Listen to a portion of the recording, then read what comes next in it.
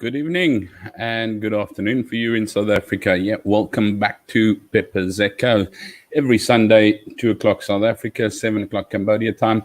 Good to be back with you again after a long, tedious, and very, very quiet week, if I can put it this way. Here in Cambodia, we are a little quiet, still no kids at school, so we're watching the cases. They're getting a little bit, should I say, worse than what they should be. But yeah, we're surviving. We're surviving. How are you surviving out there? Out in SA, out in Cambodia, you're on lockdown 1. So yeah, the levels must be good. The levels must be good. But otherwise, we can't complain. Stomachs are full, faces are fat. And yeah, you get pretty tired of sitting around at home. But fortunately, we do get to school to do some teaching. Before, let's get some business taken care of. Yeah, don't forget to like and subscribe, please. It's the only way that I actually get this video out and get to share the information, etc., etc. So please, guys, do like and subscribe. Hit the bell to be reminded of the shows that are going to be coming out still as well. And if you do have anything that is of any significance, doesn't have to be political, doesn't have to be Cambodian, doesn't have to be South African. If it is of any form of interest, please drop me a mail at peppersecho@gmail.com, peprsEcho@gmail.com. Yes, be careful, there is not an E after the second P. And yeah, we'll love to have you on the show. If you don't want to be on the show, I would love to at least take a look at your idea or your information that you would want to be putting up there, which will be really, really great. Yeah, so what are we all about? What am I all about? Everyday man in the street, just taking a look in, seeing what's happening in South Africa, giving news and opinions. I am not researched. I am not a major critique journalist, etc., etc. I just take a look at things and probably raise a couple of questions more, ask a few things, give my opinions. When you want to, and if you want to go into the deep dive and get the lowdown and dirty on that, as I always suggest to you, go and take a look at a Ronaldo Ghost, Chris Wyatt, Joe Emilio, Roman Kabanak, last but not least, Germ from Germ Warfare.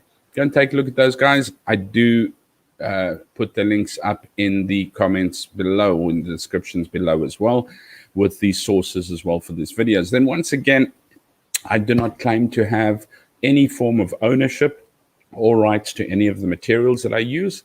That is all the respective owners, usually from News 24, Daily Maverick, IOL, The Herald, and then there's quite a couple that I find off Twitter. Yes, I know I'm actually being a bit gung-ho grabbing things off Twitter, but I'm pretty careful about not going too overboard when looking at that, to try and keep it as factual as possible.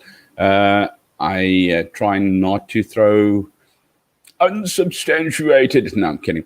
I try not throw anything that doesn't have too much fact or anything like that on it out there, but there are things that concern me and bother me, and that I do pop a question or two towards as I go. However, without ado, I'm not going to make this too long. I don't think I should make it too long. Yeah, I'm looking forward to going back to work tomorrow. I've been stuck at home for like the last 4 days because they found someone in our building. But let's take a look, see if I can get this screen shared. Whammo. So what's happening? There is a message off the South African Police Service Force again. I don't know what is happening. We're not farm murders, it's policemen. South Africa's being a little bit laxy days with this, because they're lambasting the police for using unnecessary force, etc., etc. And then we get these messages that, like, media statement, South African Police, Office of the Provincial Commissioner, Western Cape, Cape Town, an off-duty police constable was shot and killed in Delft on Friday afternoon, 19 March 2021. The 40-year-old constable was based at Mowbray Saps. The shooting incident occurred in Revel Street, Delft South. The Hawks detectives have undertaken the investigation. More details. I think he was 40 years old, if I'm not mistaken. Pretty young. You know what? Why does this not derive? And you know what? I'm not saying in any way, I'm not saying that it is not bad if a police person has to shoot or harm a civilian person. But what I'm saying is when that happens, all hell breaks loose. All hell breaks loose. But when a police person gets killed, he has a little memo. You know, there's a memo. He's good. It's okay. There should be even worse hell. Our police are not respected. And probably with good right because of the fact that they're lazy shits, most of them. Unfortunately, you do have the few that are trying to keep the peace, that are trying to do their jobs. And you can't generalize over them all. But then again, the Afrikaans saying, and I love this saying, goes, a vis vrot van die kop. A fish rots from the head. So if you take a look at what is leading them, then it is very, very difficult to expect anything different. But so, yes, there's one guy. Then, charred remains of a JMPD, Johannesburg Metro Police Department security officer found in Soweto. The Johannesburg Metro Police Department employee has been found burnt to death at Ria Vaya bus station in Soweto. Also, unacceptable, but these small little memos or little write-ups here or there, it's like, oh, well, I suppose we have to fill it up somewhere there. It's understood that Dumisani Tani reported for duty at Klipspruit on Thursday. However, his charred remains were only found by one of his colleagues in the early hours of Friday morning when he went to take over duty from him. JMD spokesperson Solani Fihali said an inquest docket has been opened. These are sad tidings, guys. These are really, really sad tidings. When you find that your police and the people that are responsible for your safety and security are being slaughtered. And what are we jumping up and down? And I'm not once again saying that it is not right that a police person kills a civilian, but then all hell breaks loose.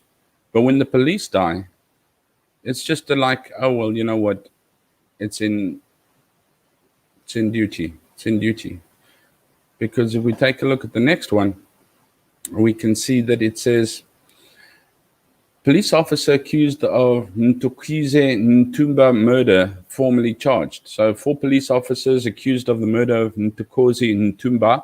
That is the gentleman who was killed in the do I say protest or freaking riots? Because we're going to go on to that now, and then you decide for yourself whether it's a protest or a riot. But really, it's absolutely ridiculous that these so-called students are so-called protesting, because let's take a look what they're doing. But anyway, so these 4 police guys that have had to face these peaceful protesters, flippin' rioters, and they've been formally charged. And I don't even know how, but yes, apparently the one chap, sadly, and may his soul rest in peace, and condolences to the family, and no, it is not right. But Ntumba was shot and killed last week when the police fired rubber bullets at protesting students in Bromfontein. His death sparked a widespread outrage with calls for those responsible to be prosecuted. That is my question.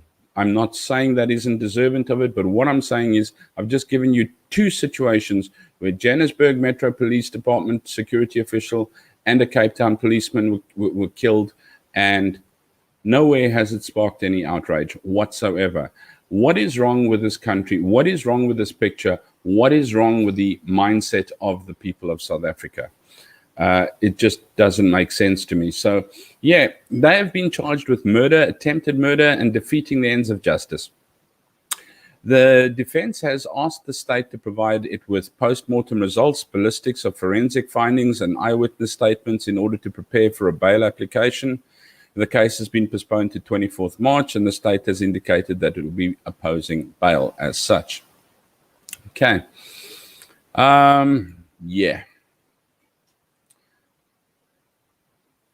I asked the question, why?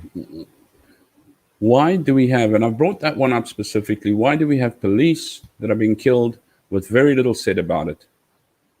It's almost like farm murders.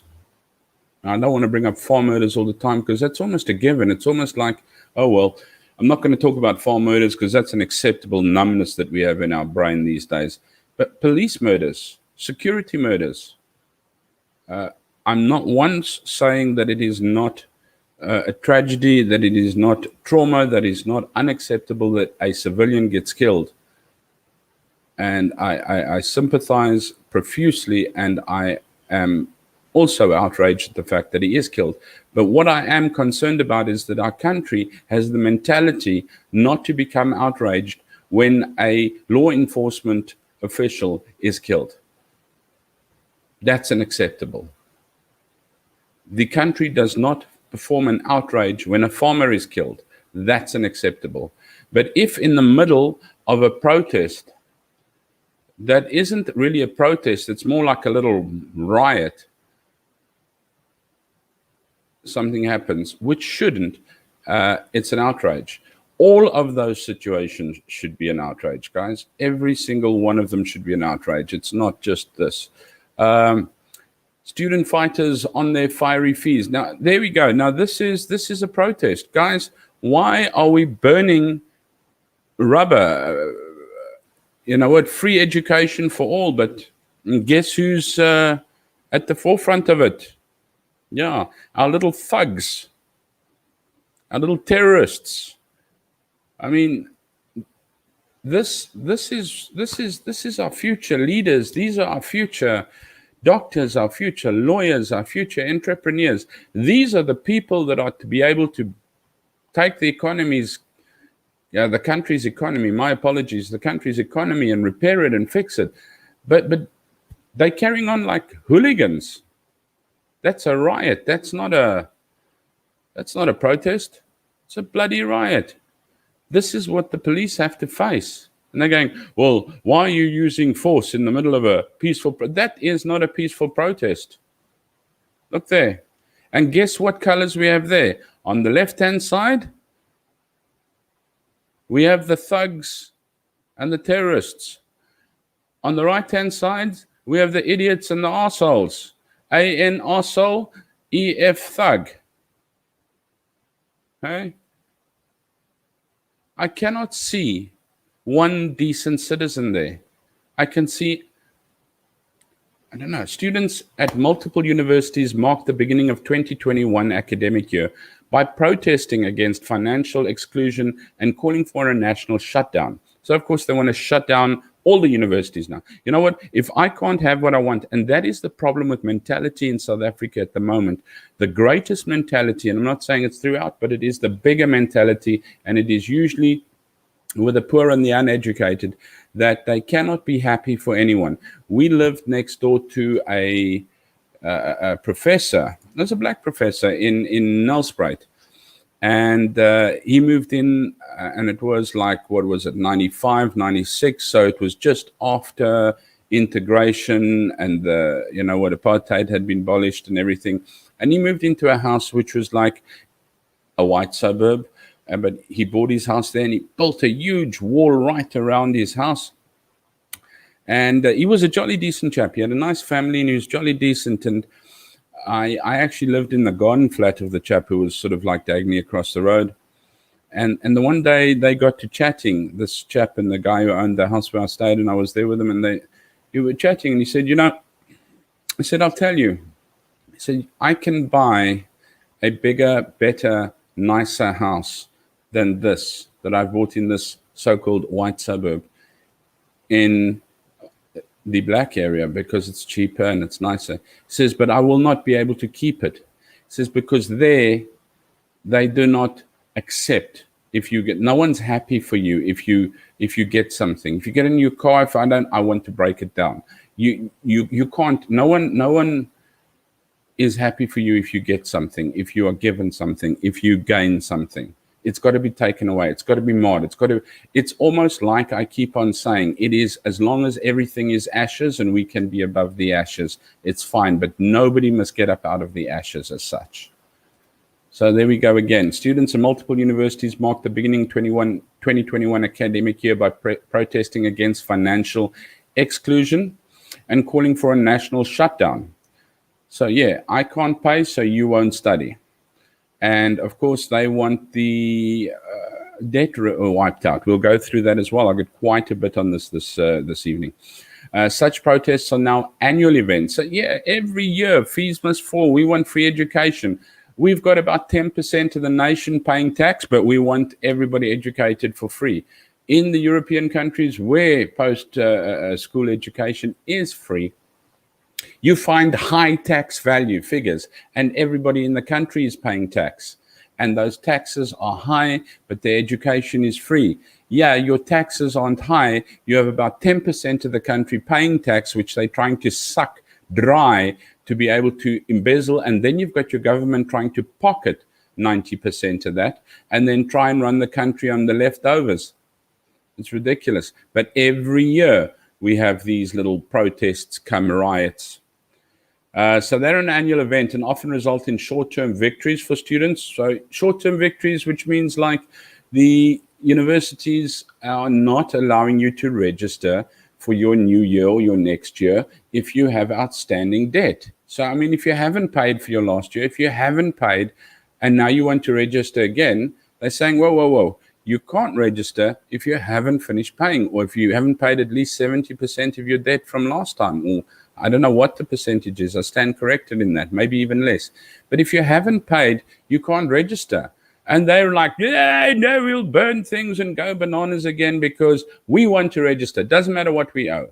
Well, that's got to be written off. So basically, I'm going to buy a house and I'm going to live in it for a year and I'm not going to pay it. And then I'm going to throw a tantrum because I'll start paying now when I can, but they've got to write off my payments for the last year. How's that work? So yeah, it's been aggravated by the deteriorating economy and political opportunism. Of course, yes. And this whole thing is political. I mean, there's nobody standing with the student T-shirt. There's no one standing with the university T-shirt. It's all political. It's EFF and ANC, guys. There we go. On the left, you can see red shirts, ANC. On the right-hand side, EFF, yellow shirts. The pre-student funding amount... I suppose I better change that little thing. Otherwise, you're not going to be able to read there. But there we go. No, still doesn't happen too much. So we'll leave it there. Right. The pre-student funding amount the state pays to universities has been in decline for more than a decade, meaning institutions impose obstacles on fee-paying students to recoup debts. Exactly what I'm saying. Those debts have ballooned in sector over the past 5 years to between 10 billion and 13 billion rand. Not million, billion rand. Okay, so this is why they impose the obstacles. You can't register, you can't write, you can't do this if you don't start paying. You've got to pay something. And once again, there are people I know that have worked their fingers to the bone on busting tables, on labor jobs or whatever, to be able to go through university. And all of a sudden, you've got these freeloaders wanting to shout and scream and burn and tear down. And no, it's got to be done for free. Next thing, they're going to be protesting because they want to be passed. But anyway, student organizations have demanded that the state intervene and cover these debts. That's 10 billion to 13 billion, which the Department of Higher Education officially says they cannot afford. Higher Education Minister Blaise Nzimande told Parliament this week, we have not been caught unaware. We have not been caught unaware. Really? Well, if you were aware of it, why have you not done something about it? Because he added the issue has been where are we going to get the money from? Exactly. But because that is the standard that you have set, this is what the ANC has always put in. If you can't get it, violently protest and throw a little riot so that you can get it. And this is what you've taught your people to do. So what are your people going to do? The only problem is now is they're doing it against you. Nzimande's department knew what was probably coming, but failed to act. It started planning for the current academic year in November 2020 because of the economic crisis. NSFAS, National Students, as National Assistance Funds for Students, I'll tell you what it is now, budget to fund students in 2021. was cut by about 6 billion. So, of course, they're not pulling up money. While at the same time, more students qualified for funding thanks to job losses. So I don't get a job, I'm going to get studying, and if I can study for free, at least I will be able to do something somewhere along the line. The state has buckled in response to the protests and was forced to find the money to support thousands of students who qualify for NSFAS reallocation, about 6 billion in the budget, which had cut higher education spending. So higher education, which we're spending money on, we've had to cut that budget to contain the spiraling debt costs. I mean, 10, 13 billion, where are we going next year? 16, 17, 18, 20 billion? You can't maintain that. More than half of the 6 billion will be taken from the National Skills Fund, which supports unemployed youth. So once again, chain reaction. You can't stick your hand into this cookie jar to throw cookies into that cookie jar, to put cookies into this cookie jar, because in the end, your cookies are all going to be eaten, and they're going to be eaten at the same time. It is not filling up a cookie jar. But anyway, current fee-paying students are still lumped with restrictive debt. Future students will continue to struggle to pay their fees. The demand for NSFAS funding will outstrip supply. So yeah, apparently the problem also is, guys, curb your damn population. Because the ANC in previous, boost the population, we've got it, and you can actually see it. We must actually find that curve sometime at this huge sudden population boost to gain a nation. And now we can't feed a nation, we can't educate a nation, we can't clothe a nation, we can't house a nation, but we have now got the stupid mindset of go ahead and produce, multiply, and now we're stuck, because the more we multiply, the less we can feed, the less we can educate. So protests continue with young activists, often kids not long out of school, at the forefront, confronted by public order police and security officers. So the state increased VAT. Now under Zuma's reign or whatever, the state increased VAT to fund Zuma's NSFAS expansion. But as this year has shown, that the funding is not guaranteed, nor will it reach qualifying students. So they increased VAT to fund this expansion for funding students.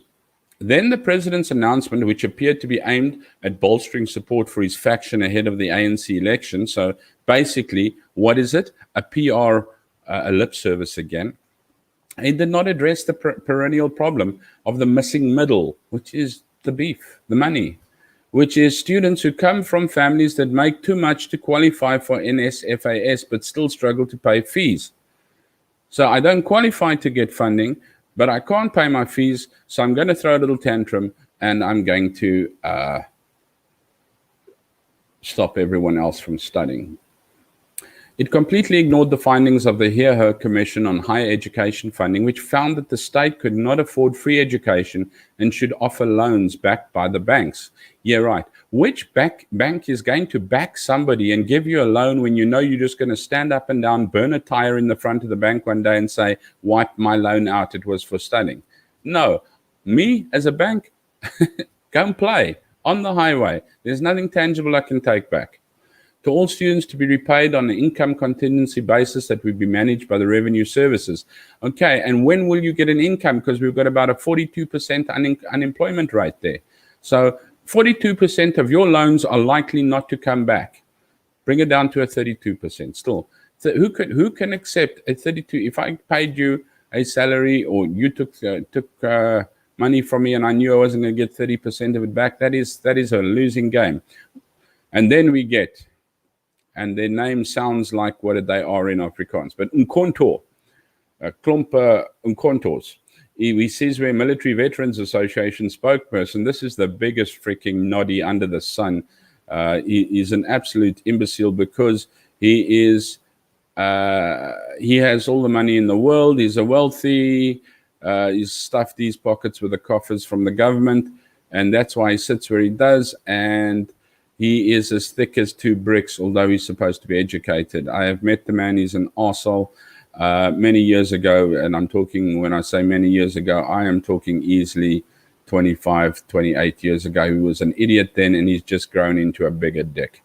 But yeah, Cole Nias arrived at the Wits protest a week ago after the 35-year-old Ntokozisi Ntuba was killed, allegedly by police officers, 4 of whom have been charged during a protest in Bromfontein. Nias and his radical economic transformation faction of the ANC are fighting for their careers and ANC leadership, because they seem to be splitting over a little bit. We get to a point now, I'm going to talk about Zuma's little militia there.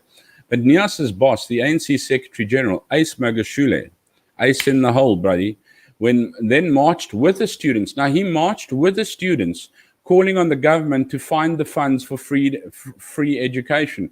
Now, what an idiot. You are a person who, A, is already in trouble for pocketing money and embezzling money, and you're up in court on that. You are the face of the ANC, and you march against yourself.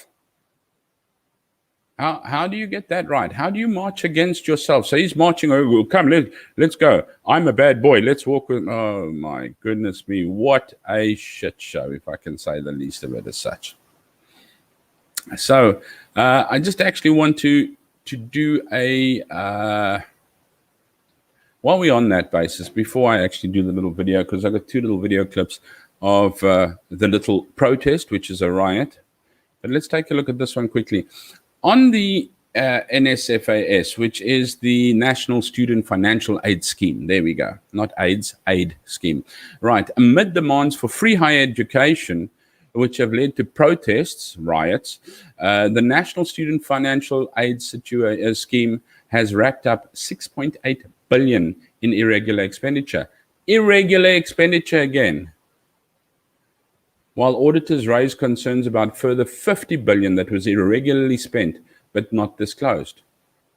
This is the money that is meant for these funding for at least the people who are needing it to be able to study. This is why they're busy throwing their toys, but we are irregularly spending. But on this irregular expenditure, 6.3 billion. Okay, now remember, we are in a deficit of 10 to 13 billion, but we've irregularly spent 6.3 billion, is a carryover balance from the prior year. And 522 million was incurred in 2019-2020. So we are just going like half a billion up, and we had 6.3 billion on carryover. So we're walking on a back leg. So what we're doing is we're pulling out of the one cookie jar to put in the other cookie jar again. The Auditor General, however, raised further concerns relating to additional irregular expenditure amounting to 50.1 billion. As the National Student Financial Aid Scheme did not include the required information on irregular expenditure in the notes to its financial statement as required by public finance management. So you spend 501 billion and don't include the required information on the irregular expenditure. So now we have freaking uneducated or low educated or just come out of school or whatever people rioting, because I don't think it's protests anymore. They're burning things and they're throwing litter all over the place, and they're being hooligans about this. So I don't know half of whether it's political or the other half of it just because it's in their nature. That's the next thing. Is it in their nature? But this should be. So they're like 6.3 billion short, which they had to take from the higher education fund to be able to fund this, but they've irregularly spent 6.8 billion.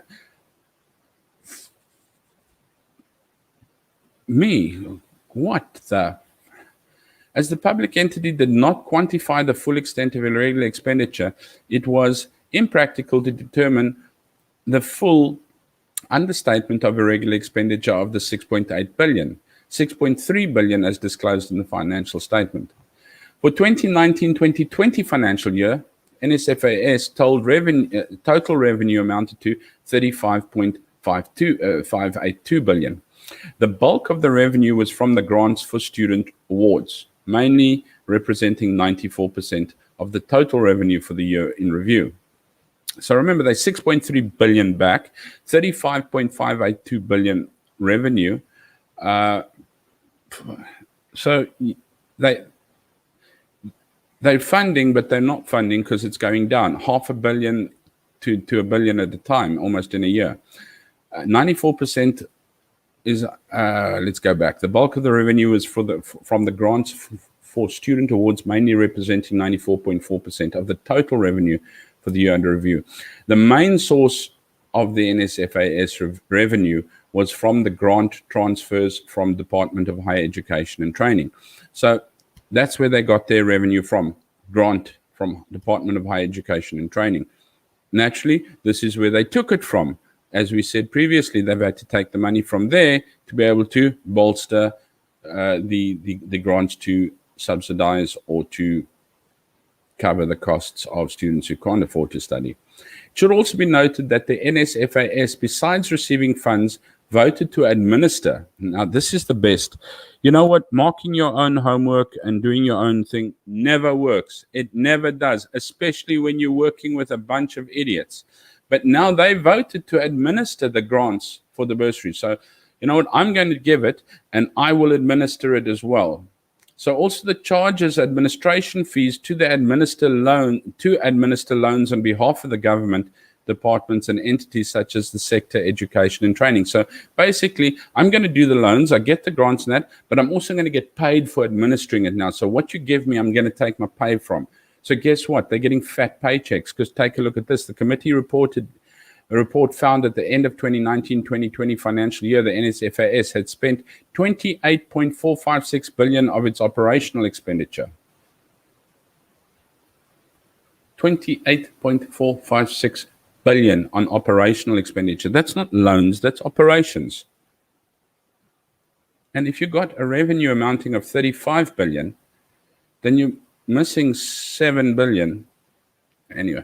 Spending on bursaries for the students in TVET college and university constitutes the highest expenditure items. Okay, they're representing 98.1% of the total expenditure of the 28 billion. Okay, but we're still missing 6 or 7 billion there. The recorded underspending after the account loan book adjustment of 4.478 billion, which translates to the 12.6% of the total revenue of the entity for 2019 financial year. So there was an underspending. However, the spending on personnel costs at the end of the financial amounted to 223.478 million on personnel. So at least you got paid well, and I'm sure you didn't sit under lockdown, and if you did, you were getting full pay for it. And general expenses, my company would shit themselves if they gave me a general expenses bill of 143.921 million. And these are people who are supposed to be providing the money. Consultancy, that's personnel, 223 million, 143. Now, if you are not able to administer these loans and things yourself, say so. But now they've got consultants and professional fees that are amounting to another 45.22 million. This is the next problem with our country. We are so incompetent to do the jobs that we are paid so heavily to do that we need to now pay another heavy fee out to, I don't know how competent they are, but to consultants to actually get the job done. I don't know. I actually get frustrated with this whole shebang thing. But I want to show you a quick video. This is what a peaceful protest is looking like now. This is the peaceful protest. If you can't get it, if I can't get it, you're not going to get it. So we won't protest it to the government. We will now go and make the people who are trying, the people who are studying. So even if you can't study, even if you can study, even if you are one of the few that is trying to put the little bit of money together, or to work hard, or not to waste money, or not to waste your parents' money, you are not allowed to do that. So let's take a look at this. Oh, good grief. That wasn't cool.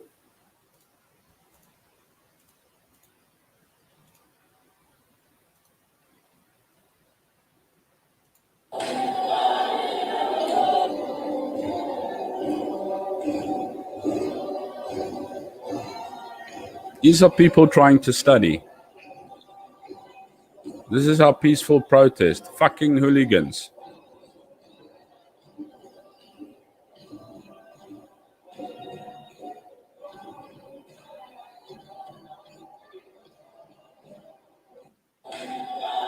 If you can't get it,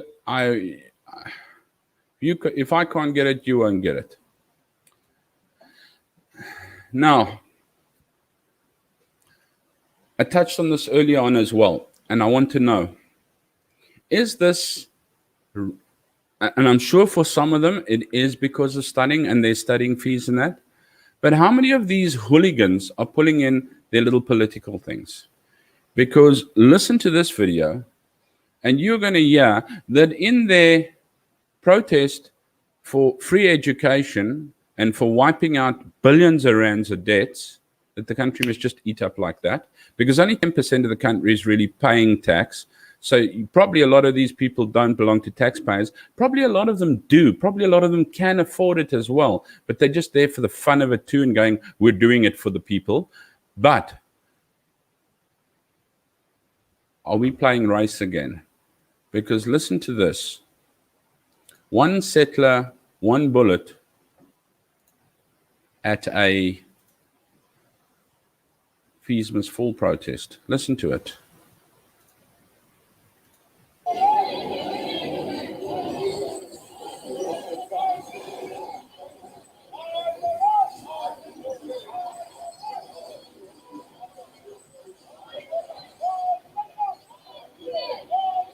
Let's look at the mess.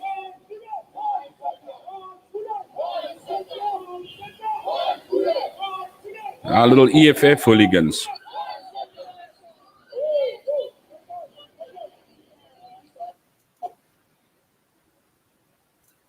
Okay, so I ask you with tears in my dirty great green eyes or whatever my eye color is, really, number one settler, one bullet at a fees must fall protest. And did you see what that road looked like? It looked filth. And guess who's got to clean it up? The poor uneducated chap that doesn't have a proper job, that just tries to do his living wage. Not the guy in the mansion that they're protesting about, but they will make life difficult for their own. This is a problem to me. A big problem. Right, so let's take a look at the next point. Protesting students arrested with illegal high caliber automatic rifle. Now, this is something else. So the police are facing this sort of like racial tendency now that's going on there. Shouting one settler, one bullet. And then you find that two students who are allegedly part of an ongoing fees protest in Bromfontein, Johannesburg, been arrested for being in possession of of an illegal high caliber rifle. There it is. There's the photograph of it. That's what they found. This goes to prove the magnitude of the problem the police are facing in terms of the proliferation of illegal firearms. That this could be in the arms of a student is worrisome, notwithstanding the question why the firearm of this caliber was brought to a gathering of students in the first place, Mawela said. So yeah, why are you bringing firearms to a protest? And this is just an introduction thing, because UCT, there was a big shit show about the letter of the Kun chappie, who's number one in the Western Cape, and he's got an average of 96% on his scores and that. And he got a letter from UCT saying, sorry, you're not competitive. We are unable to offer you a position. And of course, that went live. I think was it the education lady or somebody put that out. And there was a huge upheaval and scream and shout and weeping and wailing and gnashing of teeth. And UCT then said, you know what, it's a generic letter that we send to everybody. We did phone him and we offered him a position and he didn't come back to us. And then he just got the generic letter that's generated that says you're not competitive, etc., etc. And he has a document, the introduction. So, and then it went race. Oh, well, you know what, you're saying because he's a white man, he must get the position and he must get a position. No, we're saying because he's number one in the Western Cape and he has an average of 96% on his whole schooling matric year, he should have been given the opportunity. But instead, he's told that he's not competitive. And next thing, race card is played. So we said, okay, fine. Now, I know there's a whole lot of people going, but, he should have at least been let know and say, you know what, do you want to, don't you want to? Because as he has stated that previously, other universities, if they didn't hear from him, have phoned and said, you know what, are you still interested, aren't you? Because you're a pretty good guy. And I know from history, I have a friend, and she studied very well at universities, and she had universities phoning her and saying, you know what, you are so good, we really want you at our university. And I mean, for number one in the Western Cape, you should be good enough to have a university going, we want you at university. But obviously, the priorities of the UCT lie in different areas. Because on the one hand, it's saying, oh, well, he didn't say anything, and that's why they said it. On the other hand, it said, no, well, they didn't hear from him, and then the mom tried to phone. And you know what? There's a big batting shit show left, right, and center. I know a couple of Twitter feeds and that. You know what? And it shouldn't occupy any space in my mind, but Bianca van Wyk, you're pathetic when it comes to things like this, really. Trying to you should go and freaking ask Colnios to adopt you. But yes, the indoctrination docket for UCT, and it says the document, and I'm looking at this area here, which you can't really see too much, and I'll zoom into this now. But this document provides you the holder of the National Senior Certificate with essential information related to admission to 2021. Read it in conjunction with 2021 undergraduate. So minimum requirements, basically National Senior Certificate with an achievement rating. This is for BCom, by the way. Rating of 4, adequate achievement 50 to 59%, which isn't really very much. But anyway, fair and fine.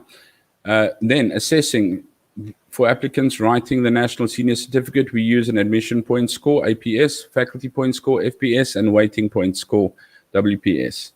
And basically what you've got to do is take 4 of your subjects, except for, life orientation or life science or something like that, including English, 6 of your best subjects percentages, excluding life orientation scores for advanced programming.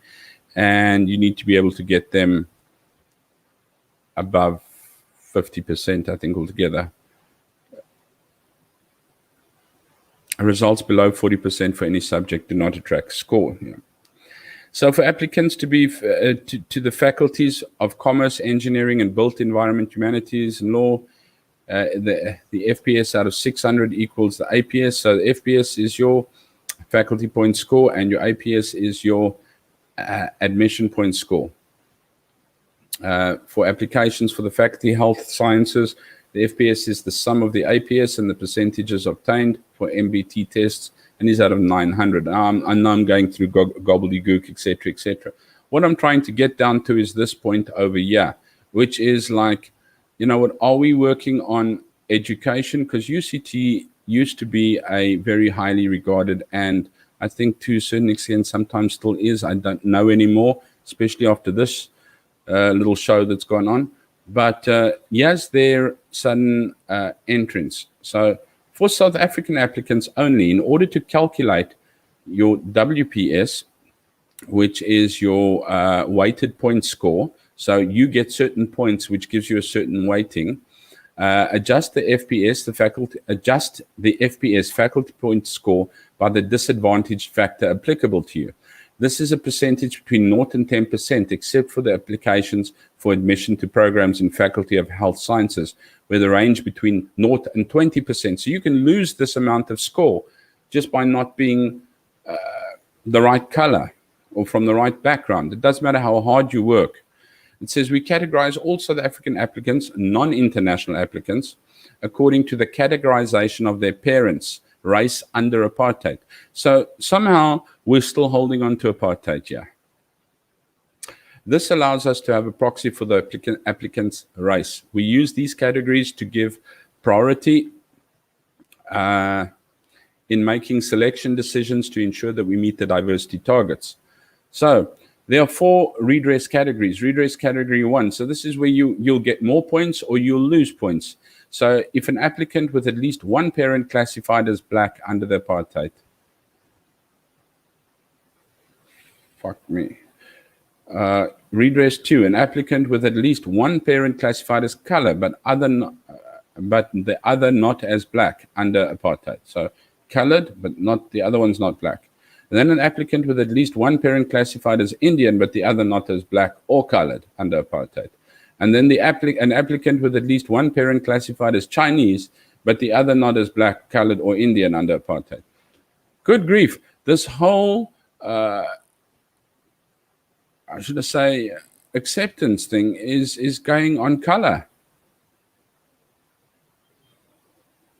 It's not even going, well, if you're a little bit disadvantaged, if you're earning there, if your earnings are this, or et cetera, et cetera. What color are you? Let's get over that. Eskoms Boss, one step down, one step aside during racism probe. I don't know. I haven't had too much about Andre de Ruyter, but he's got a good name, Andre. Well done. But yeah, I don't know, but I think he's onto a good thing. But the problem is, what's happened? He started digging, he started scratching, he started pulling things open, and all of a sudden, race card. We've got to stop him. He has the race card because Eskom CEO Andre de Ruyter, who's facing allegations of racism, and we'll see why now, says he won't step aside while a probe against him has been conducted. De Ruyter is working to implement measures aimed at steering the power utility out of an electricity supply crisis, is set to be investigated barely a year after his arrival at the state-owned entity, following allegations leveled against him by suspended Chief Procurement Officer Solly Chitangano. So no wonder the guy's playing the race card, because he probably doesn't have a leg to stand on. That's what you usually do. When you're suspended or you're kicked out or somebody wraps you over the knuckles or gives you a boot on the butt and you don't have a leg to stand on, you play the race card, buddy. Victim race card. But anyway, De Ruyter was recruited from the private sector, crossed swords with the procurement chief, Chichango, who accused him of racial bias against black suppliers and flouting procurement guidelines. And the allegations have prompted an investigation by Parliament's Public Finance Oversight Body, the Standing Committee on Public Accounts, SCOPA, Standing Committee on Public Accounts. So basically, he's not even saying, oh, it's me. He's saying he is racially selecting suppliers and deciding where things must be procured. Now, I wonder why. You know what, buddy? You were probably getting a nice little handout or sharing some profits in handing the Eskom procurements to your buddies and that out there.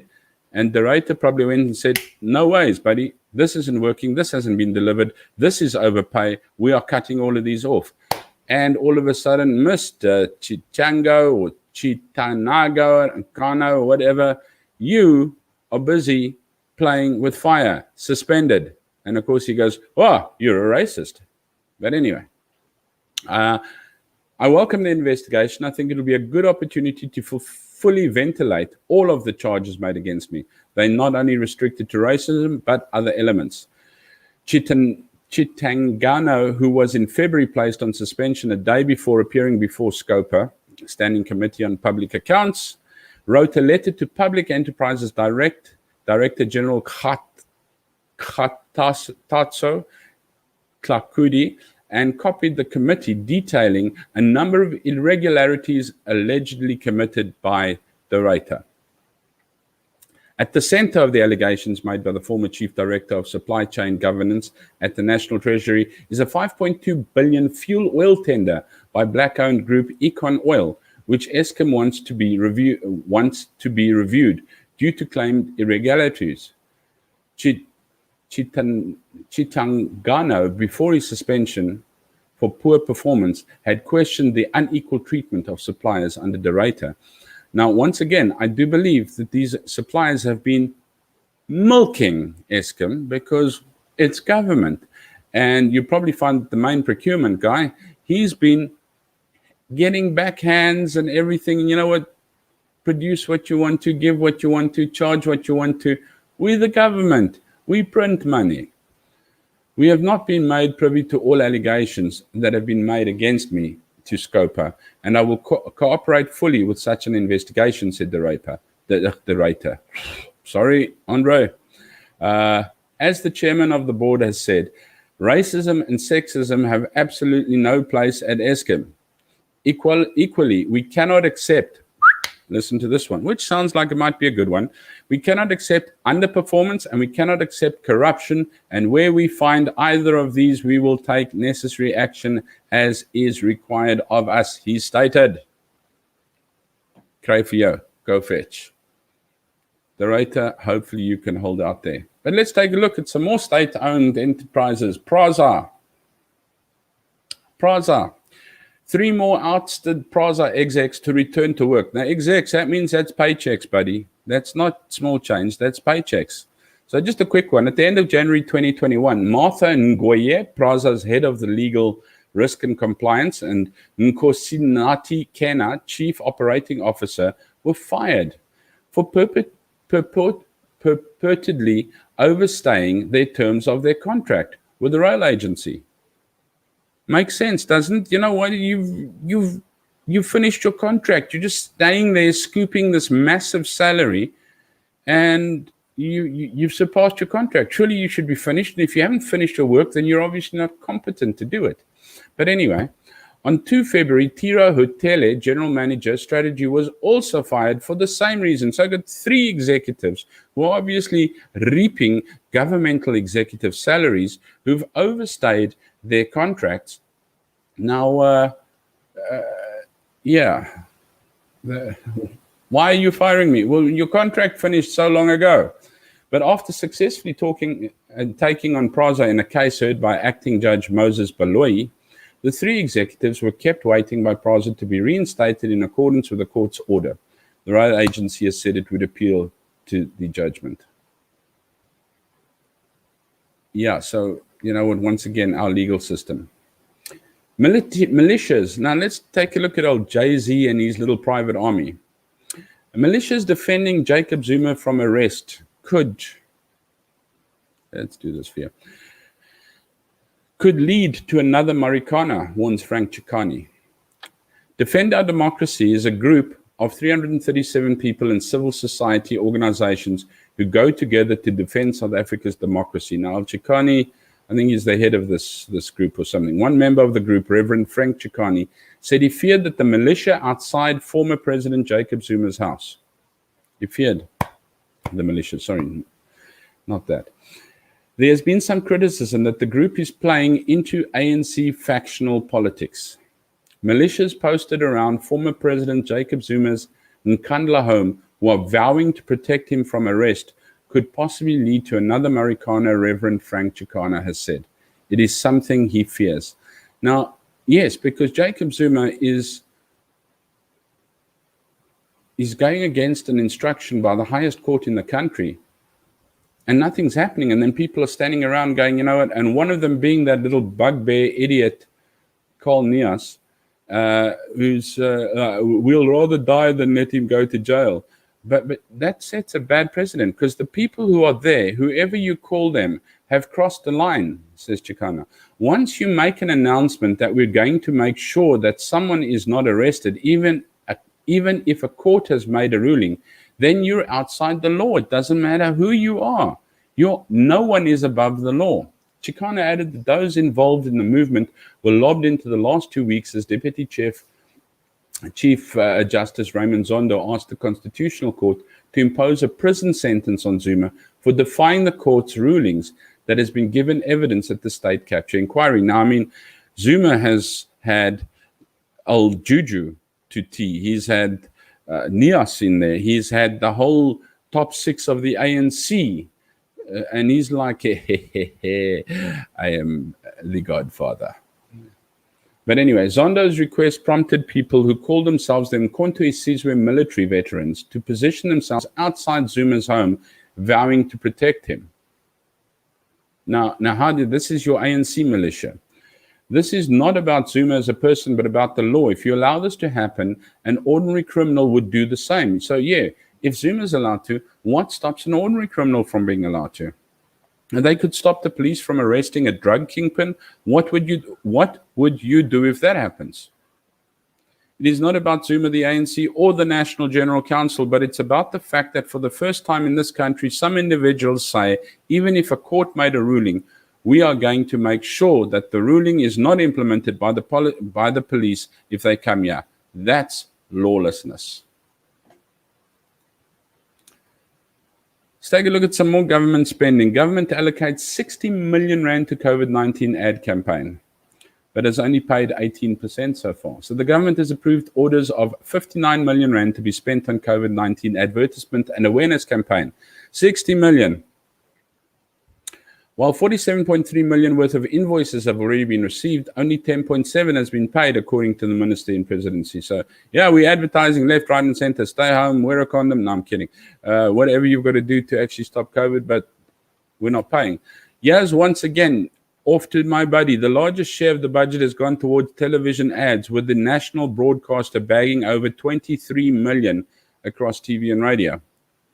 Government has allocated almost 60 million to a multimedia advertising company to create COVID-19 awareness. By 12 March 21, government had paid 10.7 million to its media suppliers and had received invoices totaling 47.3 million, representing 80% of the total allocated advertising budget. 36.8 were for television broadcasters, with radio accounting for 28%. A total of 13.3 million had been reserved for outdoor advertising, while production and creative agencies had been allocated 6 million. But I'm sure if the government didn't feel like paying it, they could just go and protest against themselves, that the fees must fall and they must clear it. The SABC scored the lion's share of the government's advertising spend, with 12.5 million allocated to its TV channels and 11 million to its primary and community radio stations.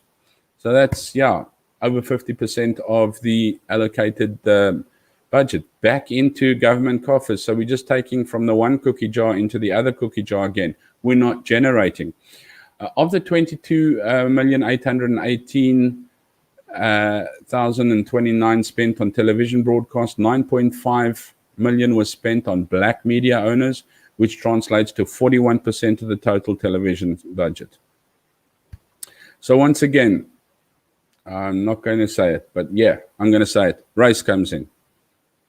Furthermore, 12.4 million of the 22 million was spent on free-to-air and public broadcasters, which translates to 54% of the television budget. More than half of the 6 million production budget was spent on developing video adverts for both TV and social media. And I don't want to think who got that.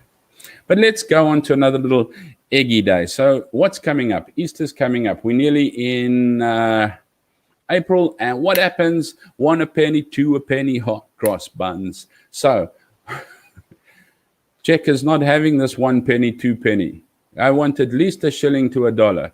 So SA's traditional eggs got a sneaky price increase. Beacon Marshmallow Eggs, South Africa's traditional Easter icon, now come in a smaller box. Nice, so you can put it in your handbag, which sells for not much less than a bigger box used to. You get a dozen eggs less per box, but you'll be paying well over 2 Rand per egg almost everywhere. Can you believe these like 10 cent, 5 cent eggs, and now you're paying like over 2 Rand an egg? Now, if you buy from ShopRite, you could pay nearly 60% above the going rate. How's that? Where you save. That's ShopRite is where I used to go and shop in South Africa, because I couldn't afford to go to the Woolworths and things like that, or the Pick and Pays. I used to have to go to the ShopRites. So for 2021 season, the standard Beacon marshmallow eggs have been packed in boxes at 36 units rather than 48. So we've taken down 12. Was it 12, 6, 6 and 4? No, we've taken down 10 eggs. Isn't that 8 and 4? It's 12 eggs, sorry. So the result is not a 25% increase between inflation and reduced per box price. The real increase year on year is fairly muted. So you're not going to pay more but you're going to get less for what you pay. But the price increase is sneaky, especially considering that the custard and strawberry flavor variants of the chocolate-coated marshmallow eggs comes in boxes of only 24, while the big generic of the season is selling in boxes of 30 eggs, making comparisons even more difficult. So now you can't like, we'll take this one. This one's cheaper than that one. No, but this one is like 24 compared to 30. And those that used to come in 48 now come in 36, and this is what I used to pay. So if you're in ShopRite, though, steer clear. A single egg will set you back about R3.50, 17% more than the exact same thing costs at a sibling brand Checkers, and the same amount more than ShopRite asks for a string of 3 eggs compared to the going rate charged by Pick and Pay and Clicks for a box. ShopRite maxes out at nearly 60% more per egg than the going rate. So let's take a look. See, I've given you a little bit of a comparison here as well. Here's how the price of Beacon marshmallow eggs compares across the big retailers right now on a per egg basis. Macro, you're paying about R1.94. Pick and Pay, R2.22. Clicks, R2.22. Game, R2.33. Checkers, R2.66. ShopRite, R3. That is R1.06 more than Macro. Game, Checkers, and ShopRite currently list strings of 3 eggs as their biggest standard flavor pack. So not 5 anymore. Strings are 3, guys. 3 strings. Right. And just to actually come to a round off, the blonde lady at King's Willatini's memorial event everyone wants to know about. So who was the secret blonde lady with the mask and the black veil? She is, of course, Princess Charlene Woodstock of Monaco. The blonde lady drew attention among social media users who questioned who she was and why she's there. And it is Princess Charlene Woodstock of Monaco. Princess Charlene described the king as her friend, saying they shared many special moments over the years. King Goodwill's Willatini was an honorable man with a pure heart, and we share many special moments because she was an Olympic swimmer for South Africa as well over the years, which I will forever hold dear to me. I will miss my friend and pray that the Zulu royal family finds solace and comfort during this time. Last week, the Princess Charlene of Monaco Foundation SA paid tribute to the king. So she actually flew in for the, she flew in for the funeral. And that's why at the memorial service, she had a chair there too.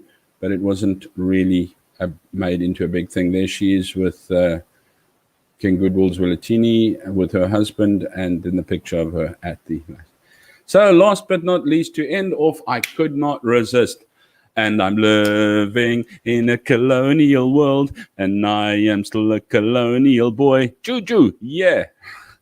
He is as colonial as can be. Down with colonialism, up with Jujuism. You're going to have to find something new there.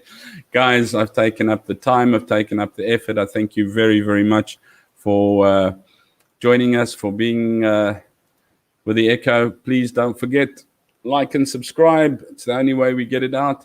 Hopefully, by beginning of April, we should have Ronaldo host on the show. I would be so thrilled and stoked if that happened. But I'm still holding thumbs and all those wonderful things as well. So from my side, thank you so much for watching. Take care of yourself. Be good. If you can't be good, at least be kind.